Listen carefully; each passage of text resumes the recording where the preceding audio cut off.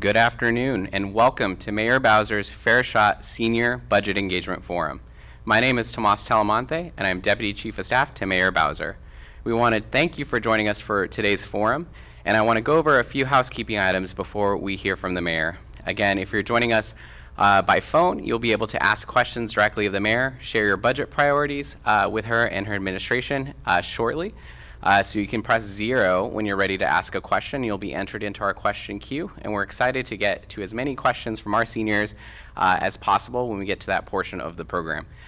So again, if you're dialing in, you can press 0 when we get to the Q&A portion to ask your questions, and we'll have a lot of time to do that in just a bit. We also want to remind our seniors that you can watch live on DCN Channel 16, as well as on the Mayor's social media platforms. We will be taking questions as well from the Mayor's social media platforms if you prefer to ask your question that way. So again, we'll get to the Q&A portion program in a bit, and we look forward to hearing all of your priorities as the Mayor prepares her FY23 budget proposal.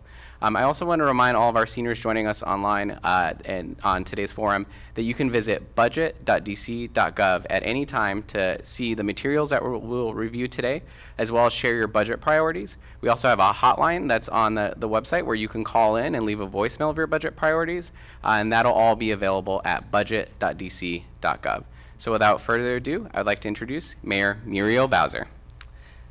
Thank you, Tomas, and good afternoon, DC. I am delighted to be able to talk to you this afternoon in this, our first budget engagement forum for this year's FY23 budget development process.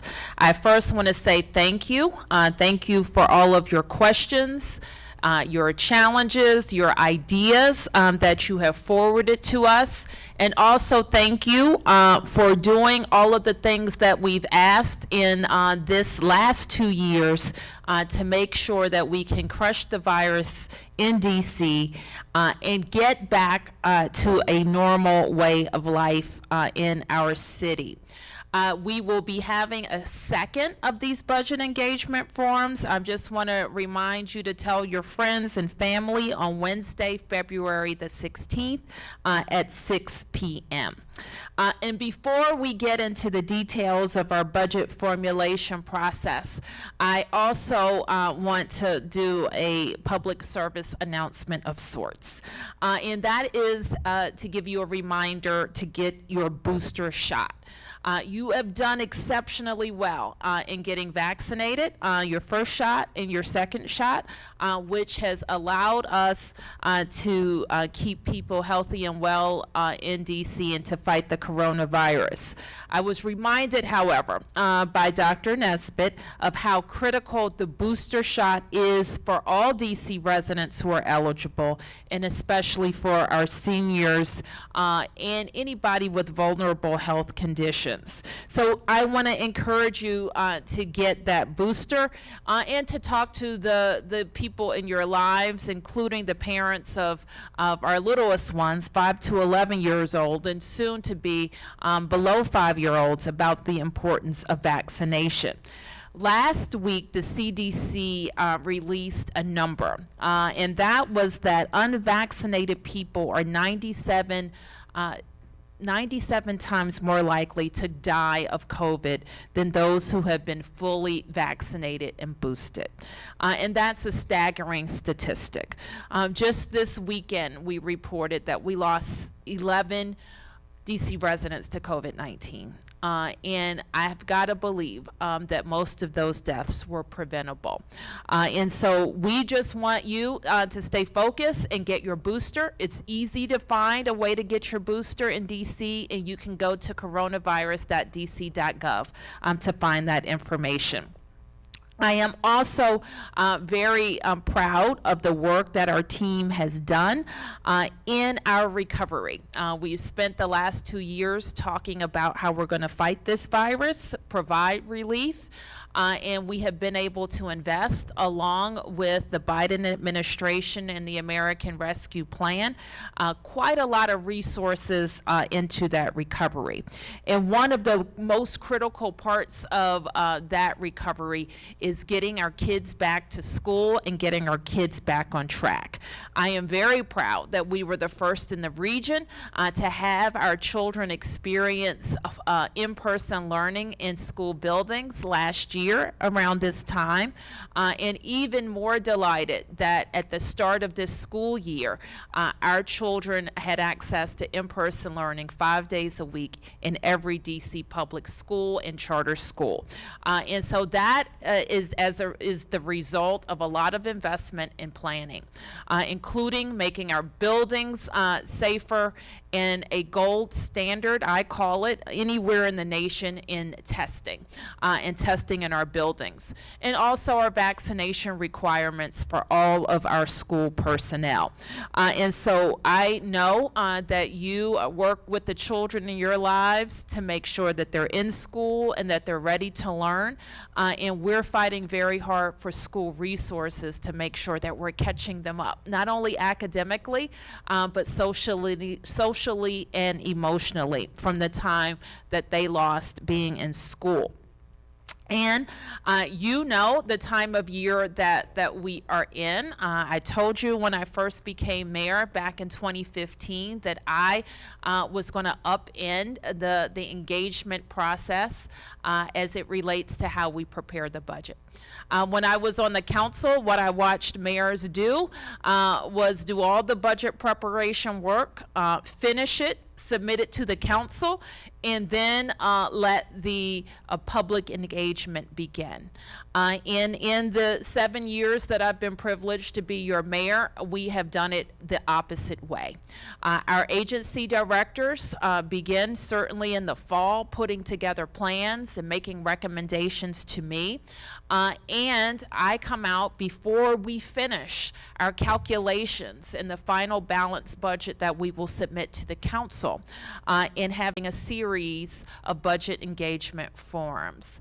And since the pandemic has affected us, we've done that more virtually and by telephone, but also we have engaged hundreds and thousands of DC residents in this process. So I want to thank all of you who are taking a minute to tune in to what we have to say today. I have already announced historic investments in our public schools in an announcement earlier this week. Each school has its individual budget, and they are considering those budgets now. And my final ask for public education will be submitted in the budget I submit to the council in mid-March. You can expect, I will tell you, that we will be reinvesting in public safety.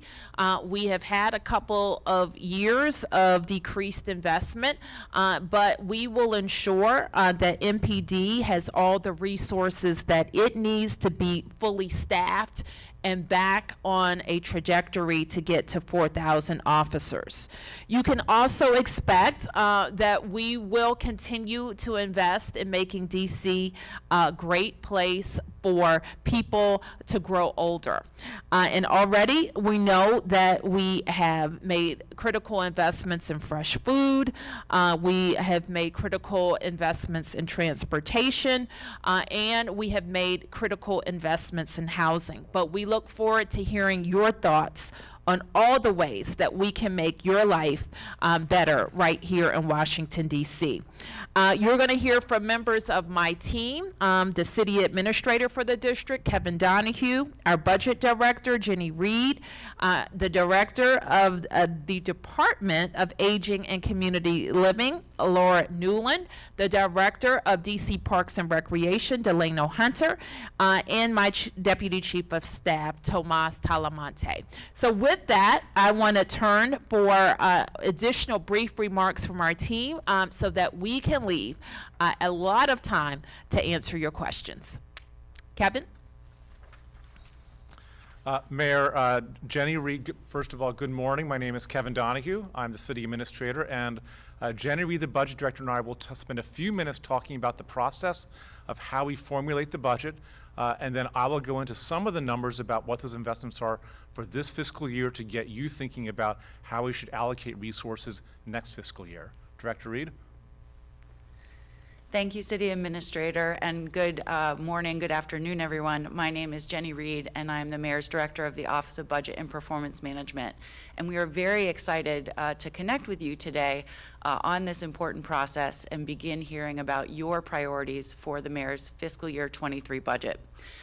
So we have a multi-step process of budget formulation here in the district, and it involves a lot of stakeholders, including you.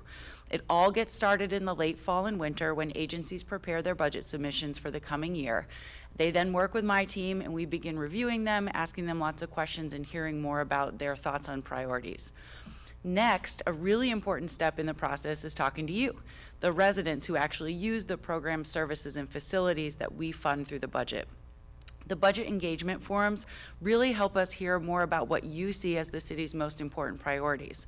And to give you an example, certainly a priority that the mayor has made a focus of hers during her administration, and we hear often from residents, is affordable housing. And so a lot of that investment and advocacy you've done for us has led to really big investments in housing for seniors. So for example, in this fiscal year, we'll be delivering 34 units of permanent supportive housing, 25 units of targeted affordable housing, and 271 new units of housing for seniors through the Housing Production Trust Fund. We then take all this information that you give us, and we get the final input from the agencies and present the mayor's budget to the council. That will be delivered this year on March 16th. The council then spends about 2 months reviewing the budget, hearing from the community, making any small changes, and approving the budget that's sent to Congress for review. After that, we move into the execution side of our budget, which really means how we're actually spending the funding on the programs and services. That's not the last step, though. Here in the district, the mayor has us hold very high standards for accountability that show us exactly how we're spending the funds and what we're getting for our money. Through the mayor's accountability report, as well as performance oversight hearings and our annual audit, we're able to clearly understand what's working and what's not, and make changes for the next year's upcoming budget. I'm now going to hand it over to City Administrator Donahue to talk more about how we're allocating our dollars in this fiscal year. Thank you, Jenny. And so I'm just going to spend a minute going into some of the details of this fiscal year's budget. So our budget is spread over about 80 agencies, and you can see the distribution of that across different policy areas. The mayor mentioned the historic investment in education, but you can also see investments that we make in health and human services and public safety. Now, highlighting a few more details, if you go to the next slide, you'll see some of those investments. And now it's hard in one visual to talk about everything. Here are some of the most notable of them, including an education investment of $1.6 billion to modernize our schools, affordable housing, historic levels in affordable housing. Public safety will rebalance, both investing in our police department as well as prevention programs, expanding jobs and economic opportunities, including a significant investment in job training, building a hospital east of the river, including a $328 million investment to get that, an investment in transportation and traffic safety with $354 million to support our Vision Zero traffic safety efforts. Now, if you go to the next slide, you also see that in doing that, we also had to balance the need for recognizing that we're in a pandemic and we need to come out of it successfully. So while doing that, we also provided historic investments in avoiding evictions and utility assistance, in supporting food access, access to laptops, which are especially important in the pandemic, as well as opening 8 COVID centers where people can get free vaccines, tests, and masks. So these are investments that are part of our recovery plan that are interwoven into all those investments we make across the entire city budget. So that's what we're doing this fiscal year. We want your ideas for how we should allocate resources in next fiscal year's budget. Mayor, I'll turn it back to you. Well, thank you, Kevin. And you heard from Jenny and Kevin a quick overview. I didn't even know you could do it that quickly of the investments that we're making. But we are always grateful to our residents and taxpayers who make these types of investments possible. Sometimes when I'm speaking with mayors and governors from other jurisdictions, they are very complimentary of the types and quality of investments that we can make.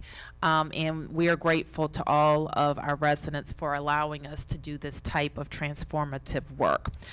So with that, we're going to hear from our Director of the Department of Aging and Community Living, Laura Newland, to talk specifically about how we've been able to invest DC dollars in our previous fiscal year and looking forward to this budget formulation.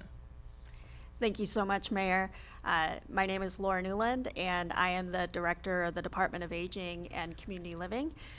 Good afternoon, seniors. It is my pleasure to be here today to talk with you about the budget and how we have been increasing and changing our investments to better support the ideas that you have. So for us, budget is a year-long conversation. Every time I speak with you in the community or a member of my team speaks with you in the community, we're taking notes, we're thinking about what's important to you, and we are incorporating that as we think about how best to adjust our budget to meet the needs that we are hearing about. So I want to thank you for your continued engagement. I want to thank the mayor for her leadership in ensuring that our district seniors are being supported to not just live well, but to thrive within the District of Columbia, and to make sure that they are leading an equitable recovery out of the pandemic. For DACL, our residents have continued to talk about accessing key nutritional support, socialization, and connection to information and resources throughout some of the most challenging times throughout our city. During a time that imposed so many limitations, our seniors were talking about possibilities. We got 500 iPads and technology support and training to low-income isolated seniors. We delivered almost 3 million meals during the public health emergency, and we adjusted all of our in-person programming over the past 2 years to a virtual and then hybrid model to meet the needs of not just the health situation, but also the growing increase of desire to do virtual programming as well as in-person programming with our seniors. Thanks to the mayor's continued commitment to our older adults, adults with disabilities, and their caregivers, we're able to not just continue to provide our resources, services, and supports, but we've been able to increase the things that we've been able to do. So this includes $1 million for additional transportation options through our connector card. This connector card is a debit program that allows seniors to use it on any form of transportation they like. We heard that seniors wanted more transportation options, more flexibility, and this has been a really popular option for the community. So we're able to add more than 1,000 additional seniors to this program. I know many of you have asked for group trips to shopping and entertainment, so I'm happy to announce that this spring, our nonprofit partners will be offering group trips for seniors through our programming, so please wait for those announcements that will be coming up in the next few weeks. As we know, the threat of social isolation and senior hunger continue to be at the top of everyone's mind. Senior isolation has been a topic of conversation pre-pandemic, but certainly during the pandemic, this has become an increasing point of emphasis for us. In fiscal year 22, the mayor committed more than $3 million to launch neighborhood-based socialization hubs, hyper-local outreach and expand senior village programming so that we could reach more seniors in the neighborhoods in which they live. Through this model, our nonprofit partners have developed unique plans with input from seniors, including mobile food pantries, shuttles to grocery stores, pop-up events that feature programming, food distribution, senior farmers markets, and redesigning our community dining sites to attract more participants. We also heard that more seniors want to take advantage of virtual programming and that they'd like to learn more and have access to the great technology that is available today. So in partnership with Octo's Tech Together program, we're distributing 100 laptops to low-income seniors in Ward 8. And DACL will be distributing an additional 1,000 iPads this year to connect more low-income seniors to virtual programs. The mayor has also invested $646,000 to continue our successful Eat Well, Live Better senior nutrition pilot program. It links medical care, nutrition, and social supports to improve health outcomes for low-income seniors with chronic health conditions. These investments were all driven by you, and this is on top of the normal work that DACL continues to do. I want to thank you because you know what it takes to make DC a city where we can all live boldly. Thank you for joining us today in a conversation about how we can all work together to create a community that supports seniors, adults with disabilities, and their caregivers to thrive together. Thank you, Mayor. Thank you, Laura. So with that, we are going to turn to your questions. I just want to remind everybody that you can follow this conversation on your phones, and I'm told that there are more than 5,000 people who are doing that. You can follow the mayor's Facebook channel. You can follow it on Twitter, and of course, on our network, Channel 16. So tune in any of those ways, and we are able to take phone questions from starting now. So I'm going to turn to Tomas, who will moderate this section of our call. Thank you, Mayor. And again, if you would like to ask a question, if you're dialed in, you can press 0 now. If you're watching from the TV stream or the social media stream and you would like to ask your question by phone, you can dial in now at 844-881-1314. Again, that number is 844-881-1314. And if you're ready on the line, you can press 0 now to ask your question. And we have so many seniors already in the queue to ask their questions, Mayor. I know they're excited. So we'll start out with Ms. Chase in Ward 6. Ms. Chase, your line should be live.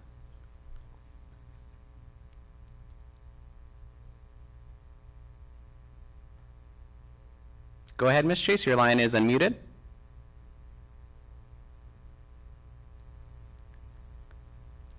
All right, we'll come back to Ms. Chase. We may be having some issues with unmuting her line. Ms. Ross from Ward 4, we are unmuting your line now for your question. Hi, Ms. Ross, are you there?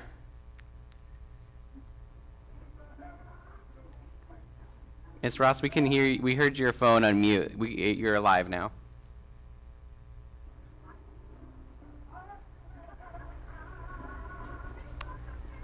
All right, well, we'll go to Ms. Foote in Ward 1. Ms. Foote, your line is unmuted.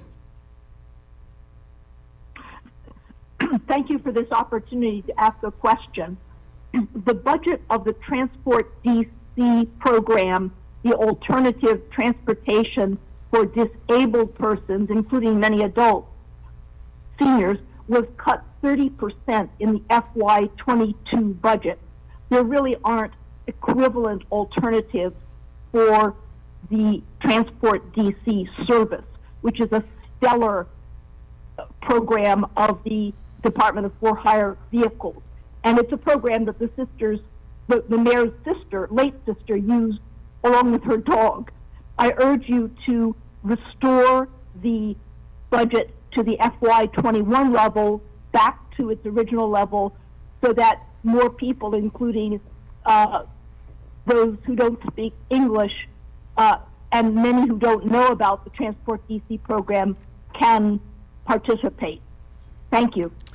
Thank you, Ms. Foot, for asking that question and talking about a program we were privileged to invest heavily in during my tenure, and to develop a local system that was an alternative for DC residents to Metro access that was too expensive and not as convenient.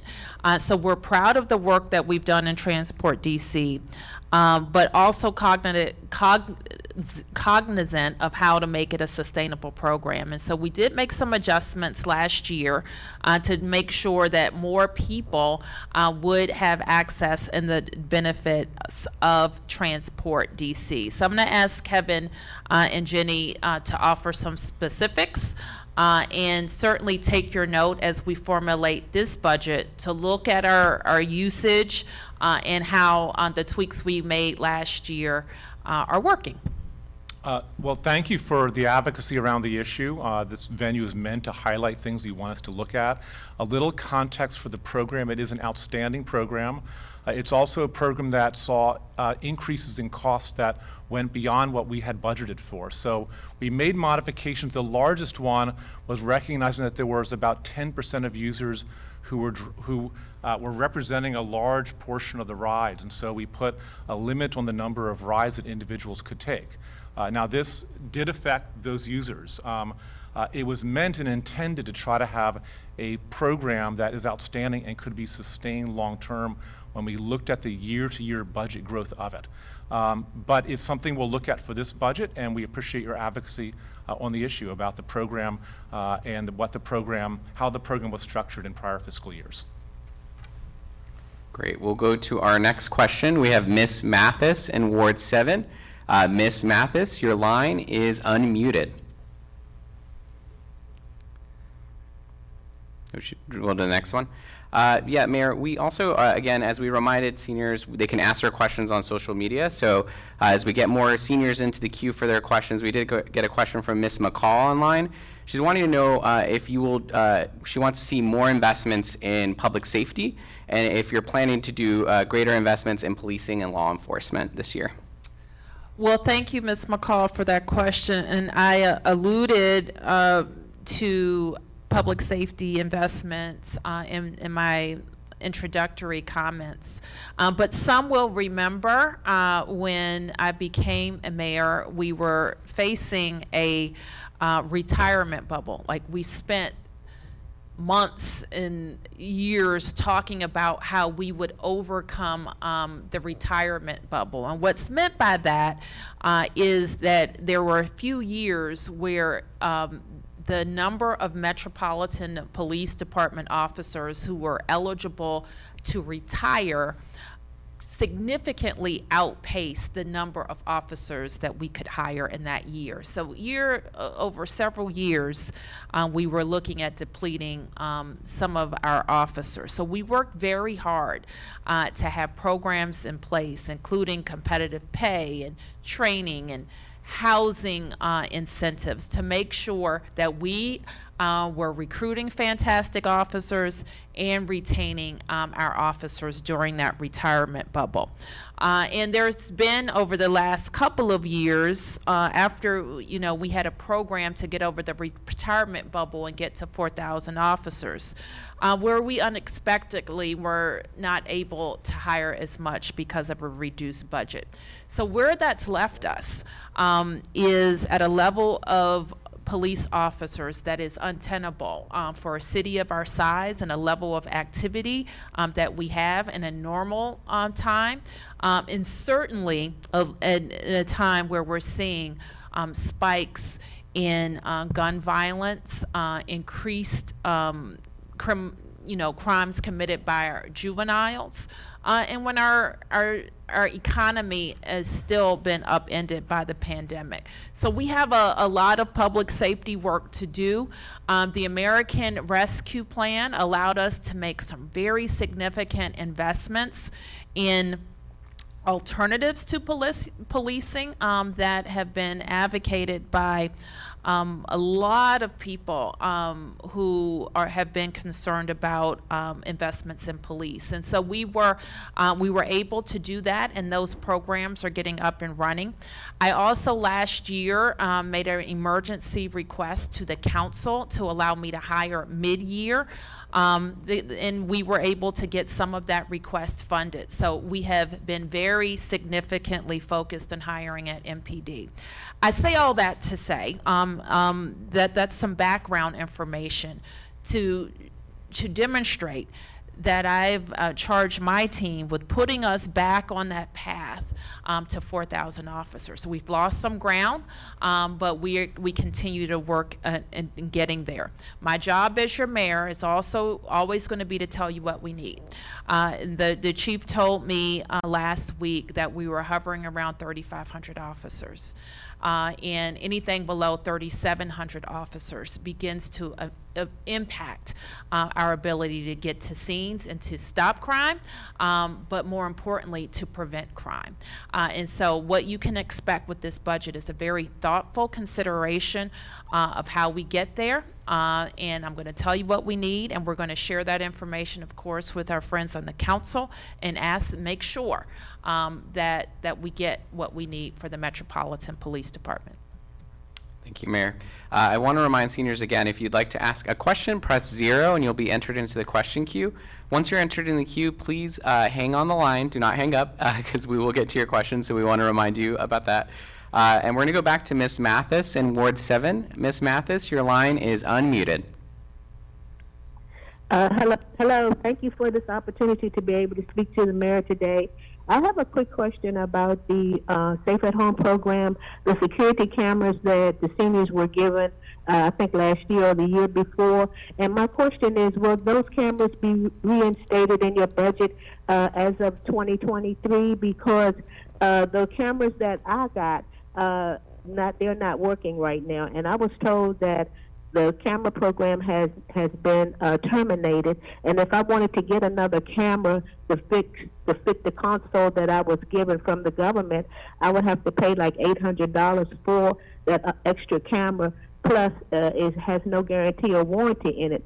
I'm just trying to find out, how does it work to get an operable camera, or if the government will assist in getting an extra camera to fit the console that I was given, or will any more cameras be ever given out to the seniors who really need them and who live in a high crime area?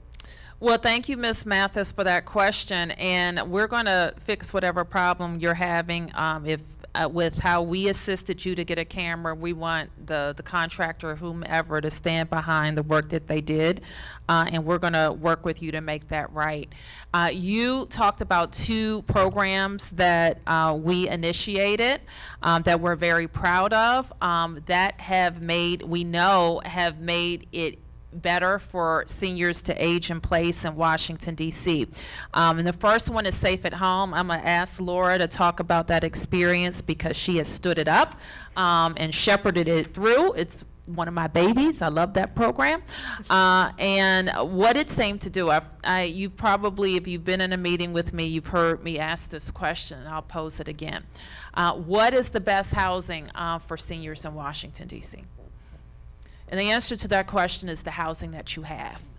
So long as we can make it safe for you to live there and age in place. So Safe at Home is a program that is aimed at looking at your housing to see if you need help in getting access to your front door, if you need help making it safe, your bathroom safe, all of the things that we know that you're thinking about and costs that you could be confronted with. So I'm going to ask Laura to talk a little bit about our journey with Safe at Home and where we see it going. Additionally, I think I asked her to also roll in some of the security camera program for seniors to be handled directly by DACL. We also have a program, of course, that's citywide for everybody. And someone will remind me of the number of cameras that we funded that have helped in a number of cases MPD deal with crimes in the district. So thank you for that. We are most definitely funding both of those programs, but Laura will give you a little more context. Thank you so much. And first, let me echo what the mayor just said.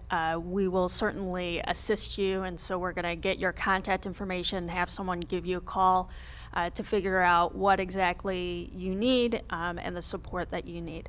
So as the mayor said, Safe at Home is one of the mayor's signature programs that began in 2015 with a budget of about $100,000. Now we are in fiscal year 22 with a budget of, I believe, around $5 million.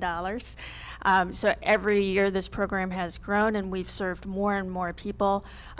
To date, we have helped thousands of seniors be able to live in their homes safely longer. And so we are very proud of this program. If you're interested, you can give us a call at 202-724-5626. That's 202-724-5626. The security camera part of our program was included as part of our Safe at Home program. In fiscal year 21, we found a sharp decrease in that program in people asking for cameras. And so we did stop offering cameras as part of that program, but certainly if there is a demand for that, then we will add that back to the program, and I'd be happy to work with my team on doing that. So far, we had been referring people to the Office of Victim Services, Justice and Grants for their grant-funded program, but again, we respond to the needs of the community, and so we'll add it back if the demand is there. Great. We'll go to our next question. Ms. Jenkins in Ward 4. Again, that's Ms. Jenkins in Ward 4. Your line is now unmuted. Hi, Ms. Jenkins, are you there?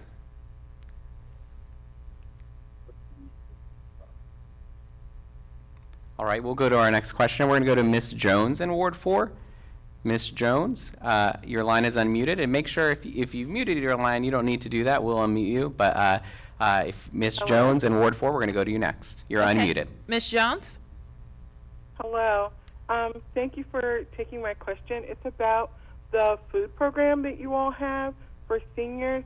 My mother can participate, but I can't. I'm disabled. Though I wanted to. Your program doesn't allow for food restrictions, medical or religious, to participate. Is there any interest in trying to make that possible? Because a lot of people who need it are left out. Okay, Laura, let me turn to you for that. Thank you so much for your question. Again, we will get your contact information. I'm going to have someone on my team reach out to you directly about your situation. Our food program does have medical and religious options, and so we want to make sure, in addition to cultural options, so I want to make sure that you are connected to the program that you need. Thank you. And Delano, before we go to our next question, I just wanted to kick it over to you to see if you wanted to add anything from the perspective of Parks and Rec. Sure. Thank you, Mayor Bowser. We're really excited to serve our seniors.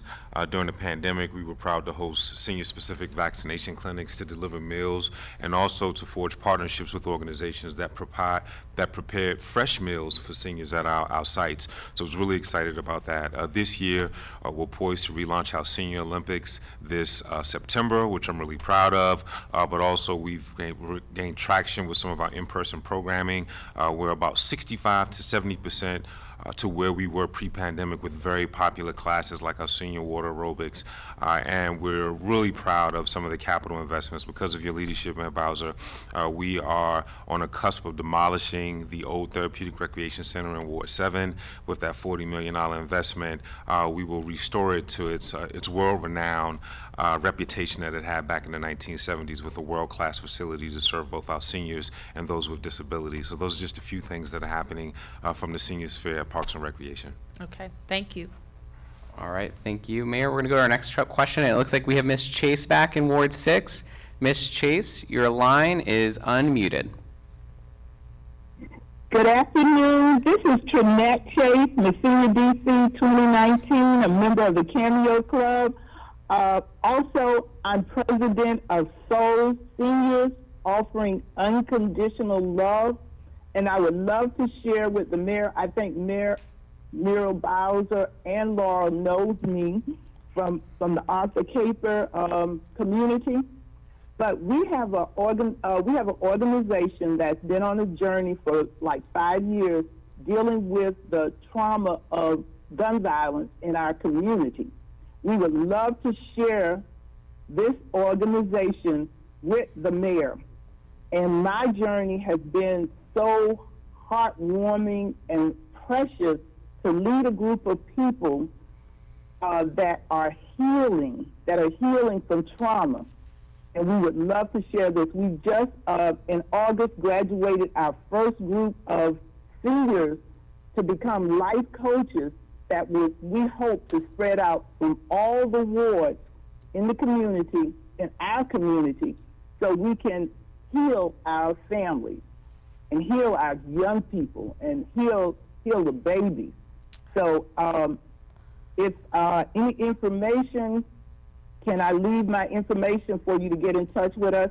Seniors offering unconditional love. So Thank you, Ms. Chase, for that. And I want to thank you for highlighting something that's so important, because sometimes when we talk about budgets, we're talking about dollars and cents or buildings or programs, and we sometimes don't spend as much time talking about the people, the families, the real live DC residents who are impacted. And when you talk about trauma, that is a good reminder of what we've been through together as a city. In the last 2 years especially, we've experienced a lot of loss. And that is loss of life, loss of jobs, loss of family. And so it is really important that we reconnect and make sure that we're also focused on healing. And so we have spent some time, you may have heard in the beginning of the week, announced investments in mental health, especially as it relates to children. But we know in this budget you can expect to see a big commitment to making sure that we're healing residents. And when I talked about public safety earlier, I talked about our law enforcement commitments, but we have a lot of people-centered community commitments as well. And so I thought I would ask the city administrator to provide a little context on what we've done over the years in investing in our trauma centers, family success centers, and our Building Blocks program. Thank you, Mayor. Thank you for sharing the story of seniors embracing with love their traumatized, residents of our city that are traumatized. We know that trauma is central to our gun violence root causes. If you really engage with sort of the sources of where anger and fear comes from, it's often trauma that's not recognized or treated.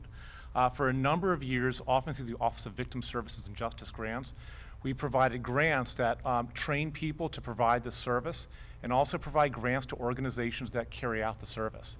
And I would love to be able to provide you with information.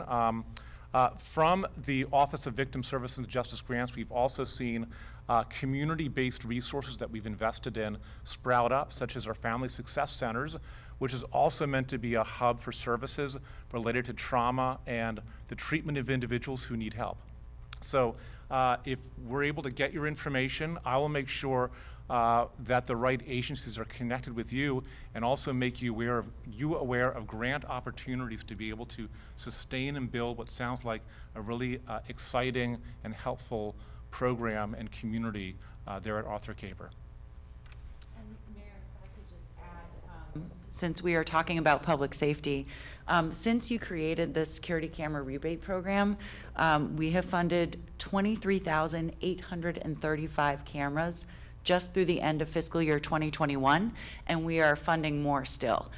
So as Laura mentioned, there is still funding available and assistance, and we look forward to continue our investments in that crucial program. Thank you. Great. We'll go to our next question. We have Valerie in Ward 5. Valerie, your line is unmuted. Thank you. Thank you for this opportunity to speak. Yes. I am a caregiver for a senior with diminished capacity, and you have lots of programs that are great, the Safe at Home and the senior centers. But for a person with diminished capacity, their needs are not always met, and they're not able to participate in those services. And so I'm just kind of interested in what can be put in place to create services for them so that families have support, but then also services that protect them from being exploited. Because I'm here and I'm caring for my mother, and so I'm able to be a buffer for some of the things that are presented to her. But I think about the seniors who don't have someone around to recognize that, that call is a scam, or they're trying to get you to sign for something that you shouldn't. How do we care and protect for seniors with diminished capacity in DC? Well, that's an excellent question, and I know your mother is grateful and blessed to have you. And I know that there are a lot of families who are confronting this question. I'm confronting this question as well for my Ward 5 parents, to make sure that they have what they need and they can age in place in their own home. And for family member caregivers, we know that there are a lot of there's a lot of things that we need to think about to make sure that they have support. So Laura has spent a lot of time really looking at how we support caregivers in our city. So I'm going to ask her to start to talk about her thoughts around how we support caregivers. I will say, as you were talking, I don't know that we have every possible answer right now. And we really want to hear from family members, caregivers. We want to hear from our senior community. What are the things that you need? We were very encouraged by President Biden's focus on Build Back Better and investing in caregivers, investing in elder care, and we remain hopeful that we'll get some relief from the federal government. But we think that there are a lot of things that we can do locally. So let's start that conversation with Director Newland. Thank you so much, Valerie, first for being a caregiver. We know that caregivers are the backbone of our community. Without you and without people like you, there would be so many people who could not remain in the communities that they know and love. So thank you. And I know these past 2 years have had to be tough. A lot of the programs that we have had, we had to switch from in-person to virtual. And I'll tell you, the caregivers are really a population that we have a lot of concern about. It's hard to get respite when in-person services aren't available. And so we've been doing a lot of focus on trying to figure out how best to support you. And so as the mayor said, we are definitely wanting to talk to more caregivers like you. And so I'm certainly gonna have someone give you a call to talk more.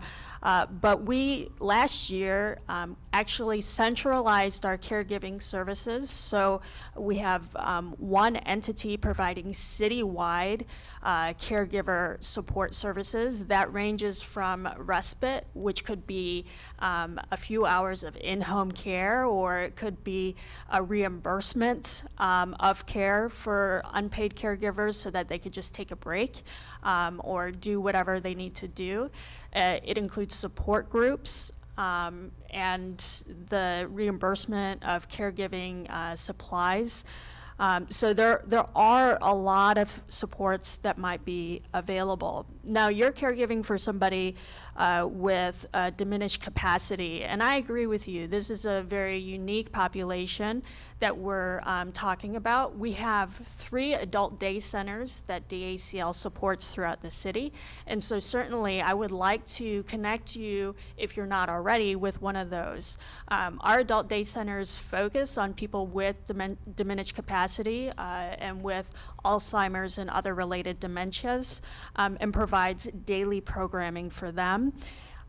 And thank you also for your concern, not just for the person you're caring for, but for other people who need that kind of care in our community. So the first thing I'd say is, let me take this opportunity to tell everybody that if you suspect that someone is the victim of abuse, neglect, financial fraud, self-neglect, please call our Adult Protective Services hotline. It's 202-541-3950. That's 202-541-3950. If you suspect that you or someone else is a victim of abuse or neglect or self-neglect or financial fraud, please give us a call so we can help. And in addition to all the outreach that we do with Adult Protective Services, we do have specific programs throughout the city for adults with diminished capacity.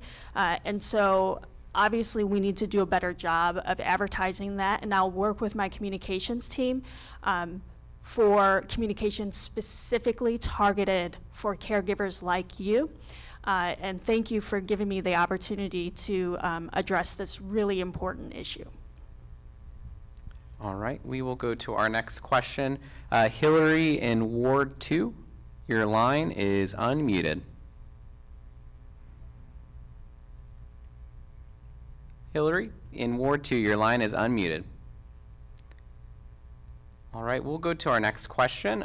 Brian on our watching digitally from Ward 6 asked if and wants to see more funding in your next budget allocated to improve accessibility in DPR parks and facilities for seniors. That's a budget priority for Brian that he's hoping will be invested in. Well, thank you for that one, Brian, and we share that value. And I just want to overall talk about how we look at ADA improvements across the government. So let me turn to Jenny to address that. Thank you, Mayor. And so you have made a big priority in your capital budget, ADA improvements across government facilities. And we were very, very pleased to be able to make the investment that you requested to bring all DPR facilities into ADA compliance with a $15 million investment over the next several years. We look forward to continuing to do that through the rest of government buildings, but we knew DPR was the #1 priority. So I don't know if Director Hunter wants to speak to that. I would. This is something that's near and dear to my heart. My father, who just turned 82, has accessibility needs as well and enjoys our parks. And there's another capital investment to establish one outdoor fitness hub per ward that is funded in FY22, and we look forward to beginning the work of community engagement this spring and summer to construct that. And those outdoor fitness hubs are designed with accessibility and inclusive engagement in mind. Awesome. So this is one of the budget items that sometimes gets lost in the discussions or press releases, but it's so important, and it's going to transform the ability of many, many more people to enjoy our parks, which we are the #1 park system in the United States. Isn't that right? That's correct. That's correct. We got another online question, Mayor, from Ms. Gwen. She wants to know if there'll be more investments to help seniors with affordable dental care. Yes, so I think we have a pilot program that was introduced by Councilmember Todd from Ward 4 a couple of years ago, and we invested in that last year. So Laura, do you want to address that if I'm not remembering correctly? Yes, that is a pilot that is within DC Health's program, and it's for low-income seniors who need assistance with dental care. And as far as I know, that program has been extremely popular and well received. So I imagine that Dr. Nesbitt will be following up with you on that program. Well, thank you for raising its demand for, and thanks for raising the question. We'll go to our next phone question. We have Miss Thompson from Ward 1. Miss Thompson, your line is unmuted. Good morning, Mayor. Good morning, Director Newland. Thank you for this opportunity. Yes, ma'am. I'm Joycelyn Thompson, a resident of Ward 1, an ambassador with the Department of Aging, and a member of the Bernice Fontenot Center. The question is to Director Newland. Is there a plan for more outreach to reach seniors to learn about the fantastic programs that the department offers? Excuse me, just coming up the steps. As an ambassador, I am simply amazed, and that is our job. We meet people and we talk with them. But I'm amazed that people that I feel who should have known about the program don't know anything about it. So what is the plan for more outreach, Director Newland? Thank you, Ms. Thompson, for that question. I agree with you. I think it's baffling that so many people who should know about these programs don't know about these programs. So I'll tell you, the first part of my plan is people like you. The best outreach is word of mouth. That is what we have found. So if you enjoy our programs, then talk about it with your friends, talk about it with your neighbors, invite people with you to go with you to the programs that you most enjoy. So the second part is really using all of our community partners to do outreach and get into neighborhoods that maybe we traditionally have not been in. And so that's part of the $3 million enhancement that Mayor Bowser has put into DACL's budget this year. That's for socialization hubs, and it's for hyper-local activities to try to get people out of their houses, out of their apartments, and to reach people, frankly, we have never reached before. So our lead agencies in our villages are targeting senior buildings or buildings where we know there are a lot of seniors, targeting neighborhoods where we know there are a lot of senior homeowners, and coming up with programming, frankly, that people can get excited about. Because I think that's the other piece is who cares about programs if you're not excited about them. And so we want to make sure that the programs are so great that people come out and enjoy them. So that is part of our plan. We do 200 plus outreach events per year at DACL, and we will continue to do them, but we really need the entire community to help us talk about the programs. And I know Director Hunter is the same way with his senior programs at DPR. We work together to make sure that everyone knows how great it is to be a senior in DC. Thank you, and we'll go to our next question. And I do want to remind our seniors, we have time for just a few more questions, but want to ensure if you have not been able to enter the queue that you press 0 now if you've joined us by phone. You can also, after this budget engagement forum, if you weren't able to share your priorities with the mayor, you can visit budget.dc.gov, or if you prefer to call in and share your budget priorities, you can call 202-442-4755 and leave a message for the mayor on your budget ideas and priorities. Again, that number is 202-442-4755. And so we're going to go to our next question from Miss Marshall in Ward 4. Miss Marshall, your line is unmuted. Yes. My question is, will there be a cap on senior property taxes? I know that we have a discount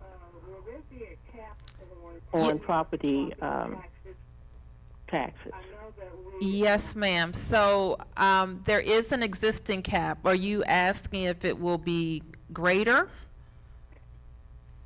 Yes, ma'am. So there is an existing cap. Are you asking if it will be Ma'am, greater? are you there? Yes, Okay, so because every year the property taxes go up and up. Are you there? Yes. okay, so ma'am, if you just turn down your volume. So in the question is a good one, and we've heard it, and I've spent a lot of time in my public life working on senior property taxes to help more seniors be eligible for the property tax. I supported some years ago when I was on the council member Anita Bond's effort to make sure or to help seniors of a certain age not have to pay property taxes, and there were some changes to that at the council. And to expand the eligibility, income eligibility for those so that they can qualify. So we'll spend some time, of course, looking at that. We know a great way for people in Washington to build wealth is through their homes, and taxes are a part of how they keep it. And we want to spend some time, and Laura, consider this part of your charge, in making sure, and along with DSB and some other agencies, that we're planning, we have some planning around homes in making sure taxes are paid and seniors deciding what they want to happen to their homes. And so let's spend some time talking about that. But Jenny, do you want to talk a little bit about senior property taxes? And before I turn to you, I also want to just note that we're supporting a tax revision commission, a second iteration. You will remember that Mayor Tony Williams chaired one a few years back that looked at all of the taxes in the district, and a good time to review how we're assessing our residential property, especially for seniors, will be during that discussion. Thank you, Mayor. And so, as the Mayor mentioned, there are two benefits that seniors can currently access on their property taxes. One is a reduced rate, and the second is the cap that limits the amount of growth that your taxes can go up each year. But we know that sometimes, even though there's a limit to that growth, the growth can, still be a burden on seniors. Since we're coming up on tax time this year, I do also want to remind folks that we have a tax benefit that you can apply for when you file your income taxes called Schedule H. We probably need a new name for it because that doesn't really mean anything. But what it is it's a property tax credit for low-income seniors. And there is more resources available depending on your age and if you have a disability. So I encourage you, if you have not already filed your taxes, to take a look. Also, we know many seniors don't have to file taxes, but you can still qualify for Schedule H. There are free low-income tax preparation sites around the city. And so we will make sure that we get a list out to folks so they know where to go, and you can get help preparing those taxes. And then, of course, as the Mayor mentioned, we did also fund a new tax revision commission. It's been some years since we had the original one. A lot has changed in the world, and it's time for us to take another look about how we collect our resources and make sure it's still efficient and fair. So thank you for your question. All right, Mayor, we're going to go to Miss Hunt in Ward 7. Miss Hunt, your line is unmuted. Hi, Ms. Hunt. All right. We'll go next to Miss Gray in Ward 7. Miss Gray, your line is unmuted. Thank you, Mayor Bowser, for this opportunity to express our concerns. I am Louise V. Gray. I'm a native Washingtonian. I live in Ward 7, and I am not related to Vincent Gray. Okay. I have been a participant and attendant at the Therapeutic Recreation Center, which happens to be located in Ward 7, but it is the only therapeutic recreation center in the city, and so it services the entire city, and most of the population that attends the center is either disabled or senior citizens. We have been products of a beneficial therapeutic recreation pool, which is 90 degrees, and it has sustained our health, and both mental and physical. The Therapeutic Recreation Center was closed down, certainly for COVID, but never reopened, and it is supposed to be renovated. Meanwhile, we are without any alternative, and we really desperately need alternative that requires a pool temperature that is at least 90 degrees, and the staff, which is accredited by the Arthritis Foundation and other entities, and we have been just languishing, really. Our health has been languishing because of the lack of availability of a pool with instruction, which is at least 90 degrees. Okay, Ms. Gray, let me jump in and have Director Hunter talk to some specifics about our current status and what's coming. I will say that this issue around the therapeutic recreational center has been around a long time, and that's why we were very proud to make the investments to build the center that we deserve, that you deserve, and that the city deserves. So let me turn to Delano to talk about where we are. Thank you, Mayor Bowser, and I want to acknowledge Ms. Gray as well, and I want to let you know that we are deeply concerned. You know, as the mayor mentioned, the good news is that that project is moving forward. It was an over $40 million investment with demolition prepared to start next month with the completion of fall of 2023. That's the good news. The not so good news is that the Therapeutic Recreation Center and that pool specifically is designed to maintain higher temperatures of 91, 92 degrees. That facility and that pool is more akin to a hot tub than a standard DPR pool, and unfortunately our other facilities are not capable of maintaining those higher temperatures. We did move that programming from the TR Center to Deanwood and Berry Farm, and I recognize that there are barriers. That program does enjoy about a 90% enrollment rate, but I certainly recognize that there really isn't a substitute for those warmer temperatures. Now, with that being said, we are in the process of finalizing our Ready to Play master plan, and that master plan does call for increasing our therapeutic footprint amongst our aquatic programs across the city, and we look forward to working with the community and the mayor for years to come to bring that into realization. Okay, Ready to Play master plan. So we'll look forward to following you on that. Before we go to our last question, Tomas, I wanted to acknowledge Patrick Ashley, who is the Deputy Director at DC Health, for a final word on senior vaccination and boosters in DC. Thank you, Mayor. So as the mayor mentioned at the beginning of the budget engagement forum, the importance of getting vaccinated and getting boosted, especially for our seniors, is so very important. Right now, we have a boosted rate of around 50% for our individuals that are 65 and older.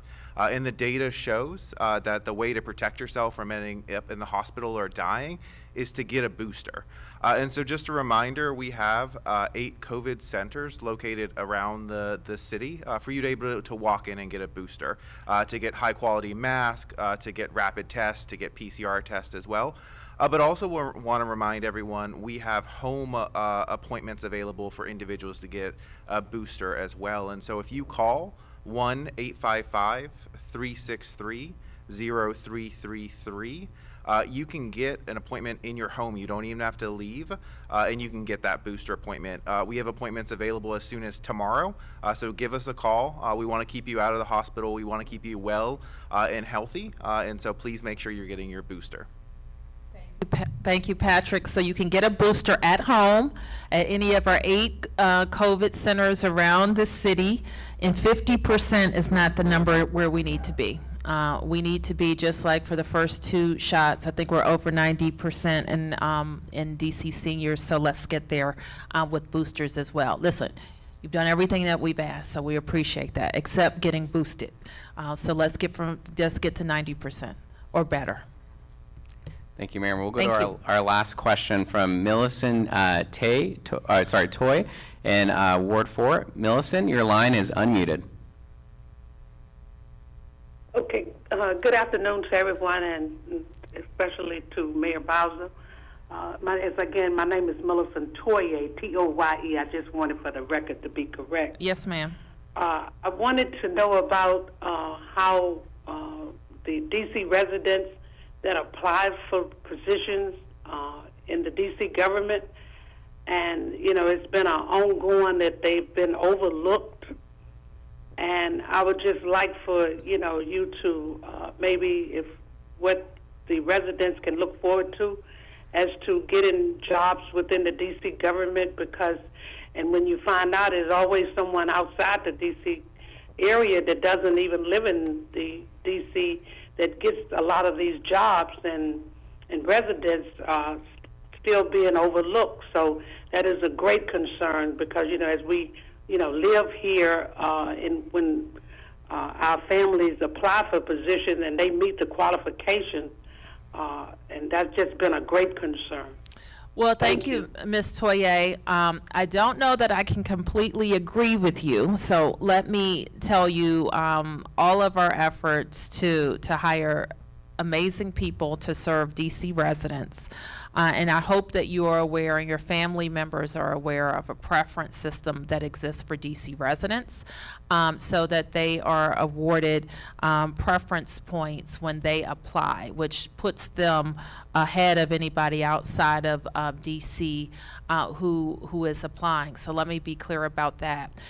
We have also worked hard, especially for our high-paying positions. We instituted a policy in my administration that requires DC residency for people making, for a lot of our higher paid positions, in addition to the requirement that my entire cabinet and about 200 appointed officials are also required to be DC residents. We have also been very focused on some areas where we need great people to serve, like MPD, in expanding our cadet program that is focused on our DC public schools graduates, so that they can be employed by MPD while they're in high school, that we pay for their college credits before they go into the police academy. So that's just another example. We've also expanded our DPW program, where we're hiring DC residents who have been disconnected from work and who need additional training to go on to be at MPD. DPW, those experiences are also informing my thinking around other types of academies where we can train our young people to come to work for us in DC government. I have to say that the job market right now and the number of openings, I'm going to turn to Kevin to ask him to talk about all of our needs in the government, but the number of openings that we haven't, I think for us, in addition to what we're seeing in the private sector, is that there's just a lot of opportunity out there. I also want to commend to all of our residents our services at the Department of Employment Services. I know the last 2 years we've been thinking of DOES as the unemployment office, where they certainly have distributed $2 billion in unemployment benefits, but the larger part of their job is helping to train DC residents residents to fill our needs, not just DC government needs, but private sector needs with high quality candidates. So those are just some thoughts around that. I want to highly encourage you to share with your family members all of the ways that they can get involved, including going to our DCHR page and Moda.dc.gov. I also want to encourage more seniors and family members who are on the line to think about ways to get involved in what we do at DC government, even outside of employment, by looking at over 1,700 opportunities to volunteer in one of our commissions or boards.